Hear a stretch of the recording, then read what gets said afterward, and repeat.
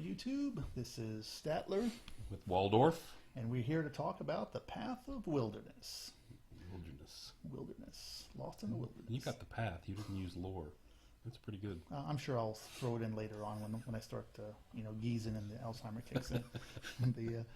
All right, lore attribute. The Wild Hunt.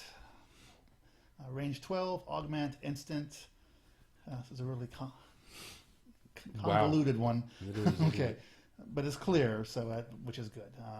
This spell can only affect units consisting solely of one of the following: cavalry, war beasts, monstrous cavalry, monstrous beasts, chariots, monsters, and/or ridden monsters. Any unit in the Beast Herd's army book. They get all the good stuff. The caster's own unit. Yeah, that's going to be a recurring theme. Yeah. And the target makes a D3 plus 2 magical move. This is similar to the lore of Shadows. Basically, you get a freebie move. The difference being is you can do it with a whole unit, not just one model. And it's not a flying move like the other was, and Correct. there's no reform involved in this one. Right. But it's a nice attribute because you can pretty much use it every turn. You can use it to stay away. You can use it to get closer. And it's more than the other one. What was a 2-inch move, and this one's a D3 monster, plus 2. Yeah. Yeah. So it makes it a little bit more useful. Yeah. Now you're not gonna. I mean, on average, you're gonna move 4 inches. It's often not going to be a game winner, but it's nice if you fail to charge. 4 inches can make the difference to back your guys up. Yeah, because you're usually, if you're rolling 5s and 6s, you're already made the charge. Yeah, and you probably you don't need to back up. 3 or 4 is probably as far as you moved anyway with your failed charge. Right. And so that's nice. Or if you're just trying to advance your guys up to get them closer to get in somebody's grill. So as an attribute, I think it's particularly for aggressive moving armies. I think it's solid. I won't say it's not one of my favorites, but it's solid. All right. The base spell, the 0, is the Beast Within. Cast on a 9 or a 12. Range is 12 or 24. Lasts 1 turn. Target gains +1 strength and +1 toughness. This is a fantastic ability for this spell. I love this spell. +1 strength and toughness is great. Cast on a 9 means you're throwing 3 dice at it, though. It's the only downside to this. For the base spell, yeah. For the base spell. For the base spell to be that high of a casting cost is kind of rough. It would be nice if the base was a lower cost and did one of the two, and then you could boost it and do both. But as it is, it's still 3 dice. You can throw 3 dice at this. Yeah. It's old Wizards. And your opponent's going to have to stop it. Most of the time. Depending on what else you're throwing at them. It's old Wizards. This is, casting value of 9. Getting both strength and toughness. Yeah, I think it was great in 8th. It's great here. It's a slight short range on the basic one, but even a 12, yeah, you have to throw 4 dice at it. But if you need to, it's fine. With certain aggressive moving armies, it's you can do some good stuff. I love this as a combat modifier spell. But I'm with you. It'd have been great if they'd given you a cheaper one with +1 strength, and then you could boost it to +1 toughness or something like that. That'd be fantastic. But I love the spell. Yeah, it's a great spell. Okay, next one, number 1 spell, a Swarm of Insects, 5 to cast. Boosted version is 8. Range is 24. Boosted version is 48. It's a hex. It's a missile. It's a damage. It's instant. Target suffers 5d6 strength 1 hits. Love this spell. This is an awesome spell. This is awesome. This is like anti-war machine spell. You see that strength 1 and you kind of scoff at it and say, "Oh, this is worthless." Until they roll. Or until you're casting the spell at 24 attacks on you. Somebody that's Undying Dynasty's toughness 8, whatever that big monstrosity thing is. Right. What do they call it now? The Sphinx is called. Yeah, I mean, because it doesn't matter what strength it is. It's 6 wounds, and there's 5d6. He can't let it go because he's going to take a few wounds from it. Right. And it's like range 24, 5 to cast, 1 die. Yeah. You can, if you want to just throw 1 die at it, but 2 dice you're going to have, and then at 8, you probably want to throw 3 to make sure, but 2 you can take a chance. And this is just a wonderful utility spell. It's a fantastic spell. I love this one. The number 2 spell is Inner Rage. Cast on a 5, boost to an 8. Range is 6 inches, boost to an 18. This is a universal spell, which means you can cast it on yourself or your opponent. Last one turn, target gains Frenzy. All right. I like this spell a lot. Having played Orcs and Goblins forever, the best unit in the army was always the Savage Orcs. Yeah. But any good tournament player knows how to abuse the Savage Orcs with the Frenzy. Mm-hmm. Giving your opponent Frenzy and making him overrun is fantastic. Absolutely. If you've got your own unit that's already in a fight, and the overrun's not going to kill you or whatever, then you cast it on your own unit. And you get 5 more and attacks. You're fine. And you get however many more attacks. Yeah. I mean, it's probably not a ton, but you're only casting it on a 5 if it's within 6 inches. Well, if you're in a horde, you get an extra 10. Extra 10. Yeah. I like this spell a lot. No, this is a very nice spell. The range is very short, so Right. you do have to keep your wizard kind of in the action, and it has to be kind of an army that has a fighting type or protected wizard. But 6 is really short. I mean 6 is tight, yeah. But 18 is far enough for this thing, and yeah, it's a nice spell that you can use being universal for different things. I mean, you can also, you've got a low leadership units outside the general's bubble, and you just want them to take that frenzy test and you stick some junk and chaff in front of them just to get them out of the fight. Well, not only that, but I mean, like I said, playing Orcs and Goblins, I got low leadership all over the place. Yeah. You throw this thing on my Spider Rider unit that's trying to get around to a flank, and all of a sudden it's charging a main battle line unit and dying. Or the Gargantuans, what, a 5 base? 6. 6? Yeah. So, that's a good chance it's going to go run off and fight attack somebody in the corner. So right. But the big one, as you said, is you throw it on them, and then you put some crap in front of them. Now they have to pursue, and all of a sudden there's a flank sitting out there. Yeah. I like this spell a lot. On your turn, that's really nice. Number 3, Redwood Shaft.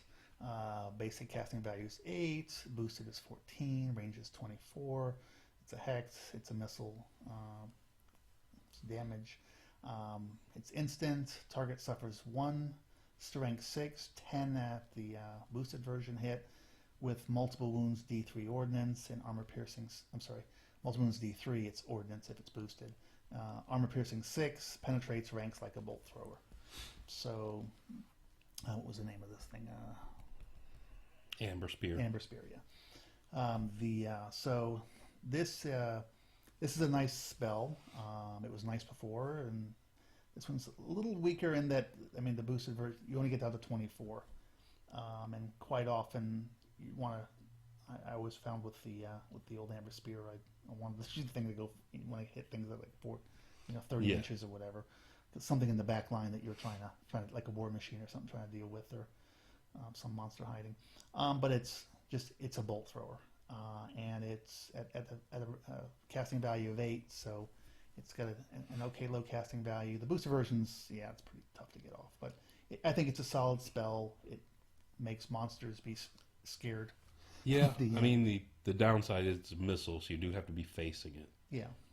Which can cause you some issues, but it's still a nice spell. But if you're planning on casting this, there's no reason that you're usually going to be facing your target. So you would think, but I mean, like you said, you're going to plan for it. Yeah.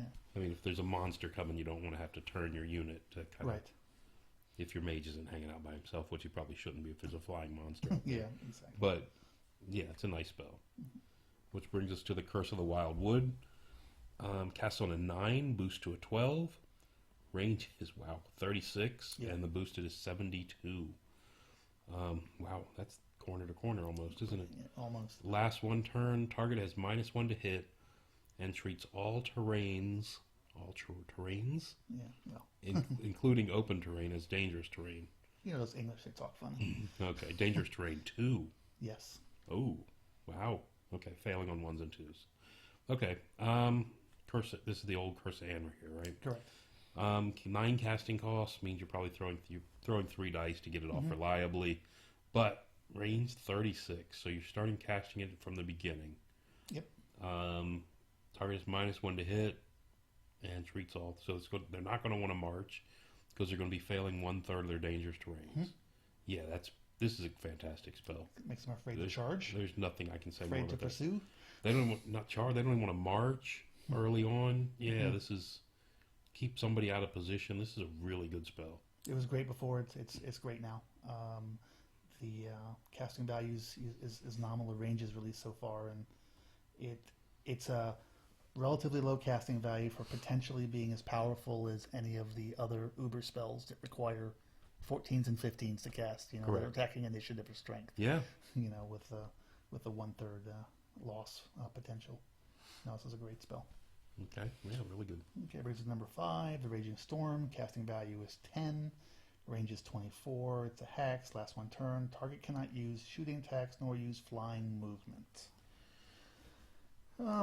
This is my least favorite spell in this particular lore.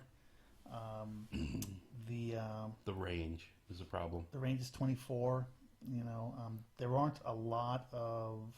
There's a few, but not a lot of slow walking flyers that you're afraid of. I mean, eagles are slow, but you're not afraid of them.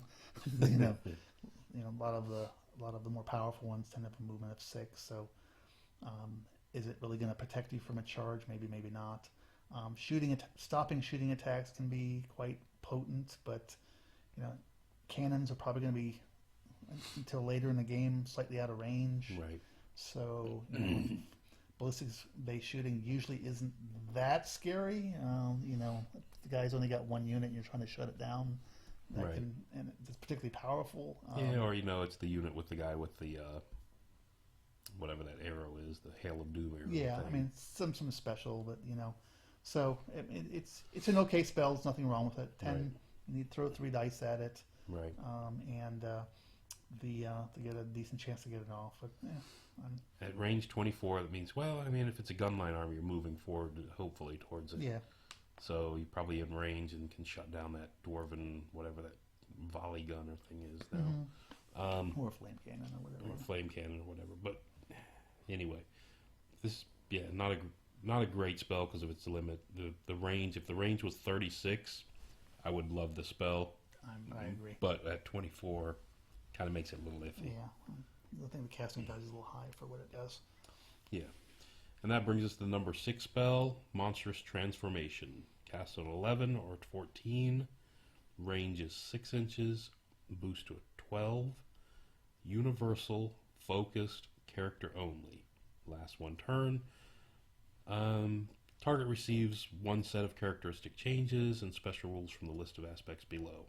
Choose when the spell is cast. You can do the Hydra, which gives you weapon skill 6, strength 5, tough 5, 6 attacks, and a 4-up regen. A free regen. The Manicore, weapon skill 6, strength 5, tough 5, 4 attacks, but it gets lethal strike and multi-wounds D3. Wow, that's good. And the Aspect of the Dragon. Weapon skill 6, strength 6, toughness 6, only 3 attacks. So you're getting the strength and toughness, but reduced attacks. A strength 4 breath weapon, which is flaming. Which is also 2d6 strength 4 attacks. So. Or all is... The breath is only flaming, right? Not there's a normal attack. Correct. Because that's... Yeah, okay. On a casting 11, and it doesn't have to be yourself, on a 6-inch range, that's actually pretty good. This is the old one of this spell had the drawback is it kind of kicked you out of a unit. You actually turned into the monster. You turned into the monster This and became one, this one. The old, was it Transformation of Kadan or whatever it's called? This one, you get the characteristics. So you can keep your position. You keep all your items. It doesn't say you lose anything. True. Yeah.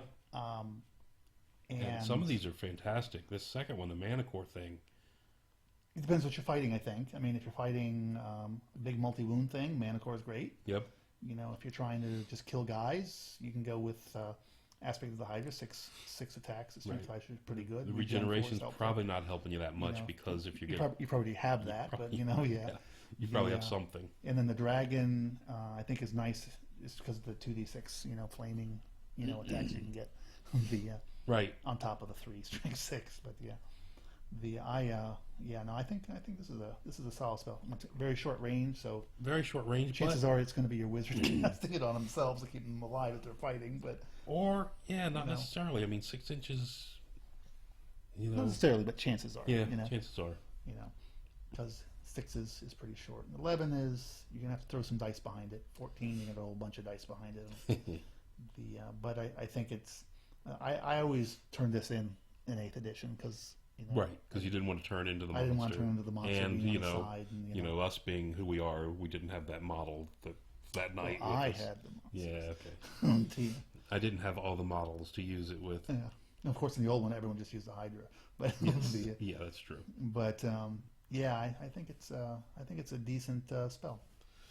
Overall, Path of the Wilderness. I'm going to give this definitely a thumbs up. I'm actually, the more I look at this, I'm wondering why I'm not using this lore more. Because I know my orcs can take this, right? Still? The orcs can, right? Yeah. This is a really nice lore. I like a lot of these spells. The only one I really don't, the only spell I would not be thrilled about getting is this Raging Storm. Yeah. I mean, I took this a lot in 8th because I had to with some of the armies that I played. Right. It was, and I could synergize with what I was trying to do with close combat. But now it's actually one of my favorite lores. Almost all the spells have low to medium casting value, so you can get a decent number of spells off. Right. In a turn, which is nice. Like I said, the lore attribute is helpful. It's not one of my favorites, I have to admit. No. But the +1 strength, +1 toughness as your base, that's just wonderful. It's wonderful. It's kind of offset a little bit by the casting cost on the base spell, is. but so and I like most of the spells a lot. So yeah, this is one I think I'll be playing quite often actually. Yeah, I'm definitely a plus for me because the thumbs up. Because if you look again, the lore attributes not great, and the high casting on the base spell are kind of negatives to me. But they are. But the Beast Within is such a good spell that I think that offsets that. It is. And if you're taking 2, you're not going to want to double up on that, I don't think. But if you're having 2 casters with different lores, you want to make sure the other lore has a really low base casting cost on the base spell. But or you take the flame ring so you can zap stuff. But yeah. But no, Waldorf's a definite thumbs up on this one. And Statler's a thumbs up too. And that will do it for the Path of Wilderness.